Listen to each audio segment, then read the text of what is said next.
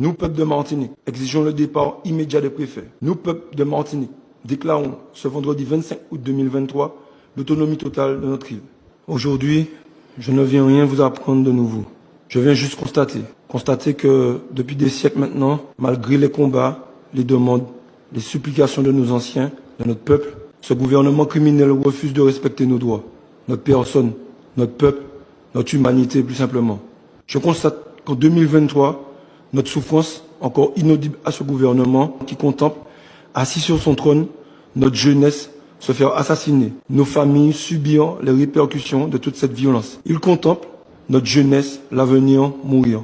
Je constate qu'à l'heure où nos routes fourmillent de radars, nos hôpitaux dépérissent, manquant de lits, de moyens, de docteurs, de soignants. Après toutes les promesses et ventes de rêves faites en 2009, aujourd'hui, 25 août 2023, notre niveau de vie décrié lors de la grande grève est bien plus qu'un cauchemar. Plus personne n'arrive à s'en sortir. Ce n'est plus la vie chère, mais tout simplement le racket organisé de ce système à l'encontre de notre peuple. Nous avons fait confiance à nos élus qui aujourd'hui, eux-mêmes, sont dépassés par les événements. Nos élus censés nous représenter, faire valoir nos droits, exiger notre respect, le respect de notre personne humaine, ne sont eux-mêmes plus à la hauteur face à ce gouvernement criminel. Comment peuvent-ils accepter le non-lieu dans la contamination de nos terres au chlordécone? Comment peuvent-ils accepter que nos soignants soient maltraités et nos hôpitaux dans un tel état? Comment peuvent-ils se résoudre à être dépourvus de moyens face à cette flambée de violence qui semble impossible à endiguer? Comment peuvent-ils encore regarder le peuple se tuer au travail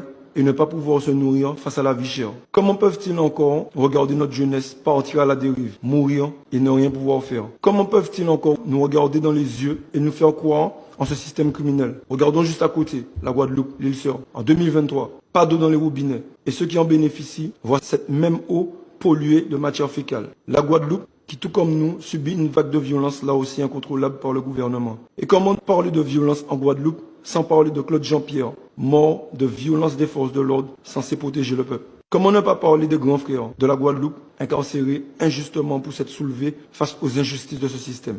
Aujourd'hui, je constate que malgré toutes les sollicitations, les actualités plus que sombres, nous hébergeons un préfet muet qui a momentanément retrouvé la parole afin de contraindre les élus et le peuple à accepter le français comme seule et unique langue officielle de la Martinique, bien loin du rêve de la langue officielle créole qui nous avait été vendue. Mes amis, ma famille, mon peuple, nous ne pouvons plus laisser notre île, notre pays, aux mains de ceux qui ne nous respectent pas, qui ne respectent pas nos valeurs, qui ne respectent pas notre culture. Il devient de notre responsabilité, sans plus tarder, de nous prendre en main. Pour cela, et après toutes les raisons citées, nous, peuple de Martinique, exigeons le départ immédiat des préfets. Nous, peuple de Martinique, déclarons ce vendredi 25 août 2023 l'autonomie totale de notre île. Nous, peuple de la Martinique, entendons faire valoir nos droits, imposer le respect de notre humanité, et cela pour notre avenir et celui de nos générations futures. Notre humanité n'est pas négociable. Nous, peuple de Martinique.